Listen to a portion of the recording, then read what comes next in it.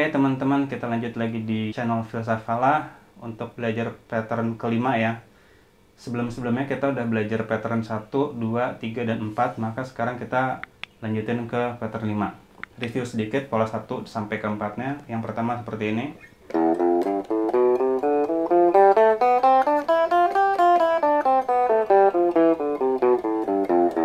Chordnya seperti ini. Oke, pola kedua.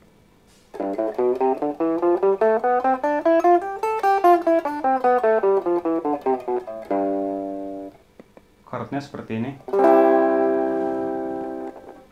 Pola ketiga.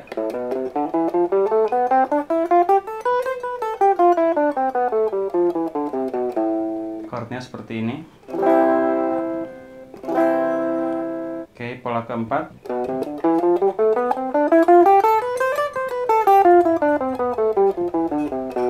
Chordnya seperti ini. Oke, sekarang kita lanjut ke pola kelima, pattern kelima. Ini terakhir ya, karena kita belajar, kita bagi 5 posisi aja biar nggak terlalu banyak. Dan itu udah lebih dari cukup sih sebenarnya untuk belajar peta fretboard ya. Fretboard gitar itu jadi petanya kita bagi 5 posisi dulu. Karena setelah ini posisi dari fret 12 ke bawah itu sama dengan posisi do open string ke fret 12 ya. Jadi sebenarnya tinggal diulang aja. Oke, kita lanjut ke pattern kelima. Pattern kelima itu kita lanjutin di posisi jari satunya ada di fret 8 senar 6. Jadi ini agak sedikit scratching. Jadi satunya di sini, duanya di 10, empatnya ada di 12. Jadi 1, 2, 4. Ini masing-masing jaraknya satu nada ya. Satu nada itu artinya 2 fret. 1, 2, 4. Oke. 1, 2, 4, bawahnya sama. 1, 2, 4. Senar 4-nya agak sedikit digeser tunjuknya, jadi 1, 2, 4 juga, cuma nggak ini ya, nggak scratching. Tiganya sama seperti atasnya. Ya, jadi kalau misalnya kita ulang dari atas, 2, 4, 1, 2, 4, 1, 2, 4, 1, 2, 4. Bawahnya kita geser sedikit di senar 2-nya di fret 10 ya, fret 10 jadi saya 1, 3, 4 ya. Jadi satunya di sini, 3-nya di fret 12, kelingkingnya ada di 13. Bawahnya sama. Jadi kita ngafalin 2 senar, jadi cuma ada 3 pola yang diulang gitu kan. Setiap 2 senar itu diulang, jadi 1, 2, 4, 1, 2, 4, 1, 2, 4, 1, 2, 4, 1, 1, 2, 4, 1, 2, 4. Gampang ya dihafalinnya ya, coba kita ulang lagi.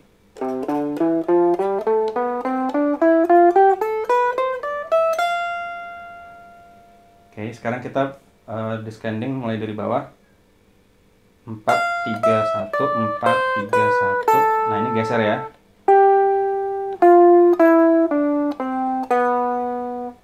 Sekarang kelingking yang digeser. Ulang lagi dari bawah.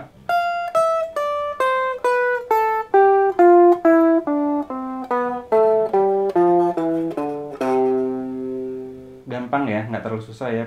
Paling agak sedikit agak peregangan jarinya karena dari sini agak 1, 2-nya ini ya, nggak, biasanya kan begini nih, setengah nada alias 1 fret. Kalau ini agak sedikit dikasih jarak, bedanya 2 fret nih, 1 dari 8 ke 10 langsung ke 12 ya.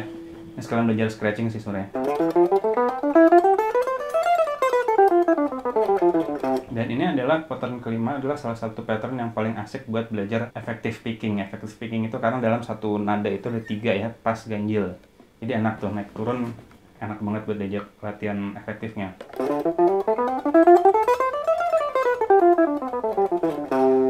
Ya, enak buat belajar latihan efektif. Tadi kita udah belajar tentang scale-nya, tangga nadanya. Sekarang kita belajar tentang chord-nya. Chord-nya itu seperti apa? Kita belajar di C-nya dulu. C-nya ada di sini, di 1, sini, sama sini. Tapi karena ini agak lumayan jauh-jauh jaraknya, sementara jari kita terbatas, maka kita ngambil nada bawahnya aja dulu ya. Jadi nada atasnya kita abaikan sementara. Jadi mainnya tuh yang pasti ada nada ini dan ada nada ini. C-nya ya, rootnya ada di sini. Contoh, kita main di sini, karena harus ada nada ini, maka bentuknya jadi seperti ini.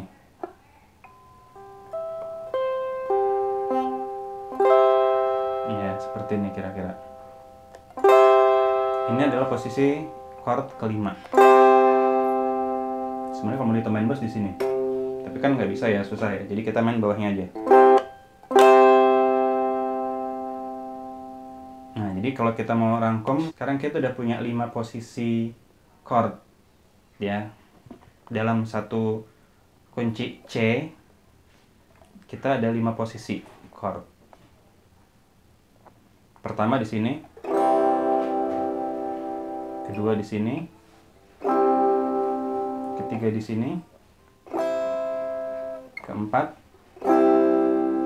dan ini yang terakhir 5 ya. Nah, gimana teman-teman? Jadi karena kita udah punya 5 posisi dalam satu kunci gitu kan, dalam satu chord, maka mudah-mudahan ini bisa bermanfaat buat nanti kedepannya kita pakai mainin lagu. Oke, kita mulai lagi dari awal. Kita rangkum mengenai semua tangga nadanya dari 1 sampai 5. Dari 1 sampai 5 ya, kita rangkum ulang pola satunya ya.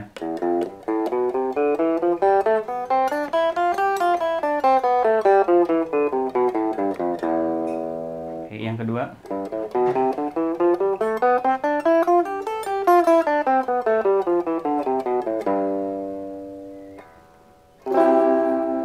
yang ketiga,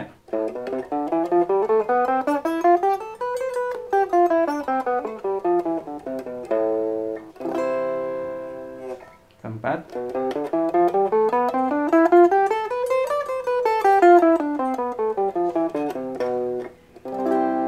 dan yang terakhir 5.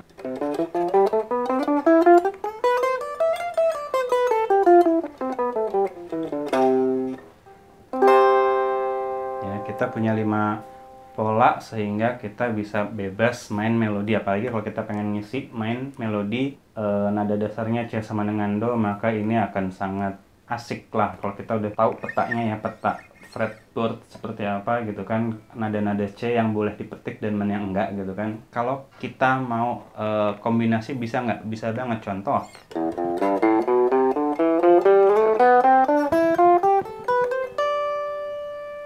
kita main tangga nada, kita cross pola, jadi kita bisa main dari pattern 1, tengahnya dilanjutin ke 2, bawahnya dilanjutin ke 3 atau ke 4 atau ke 5, itu bisa aja. Yang penting kita udah tahu pola-polanya, udah tahu titik-titik mana yang bisa dipencet, yang boleh dibunyiin, mana yang enggak.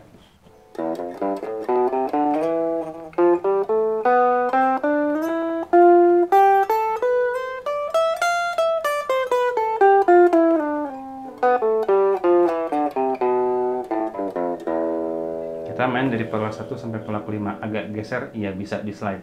Tapi nanti kita belajar tentang slide. Tapi untuk kira-kira nada-nada yang dipetik udah tahu di mana aja, maka kita lebih leluasa untuk ngisi main tangga nadanya. Oke, sementara seperti itu dulu untuk episode kali ini. Mudah-mudahan pertemuan selanjutnya kita bisa belajar bagaimana penggunaan tangga nada dasar ini pada mengisi lagu. Oke, pantengin terus channelnya, jangan lupa klik tombol subscribe, like, dan yang paling penting adalah latihan lagi di rumah. Oke, thank you.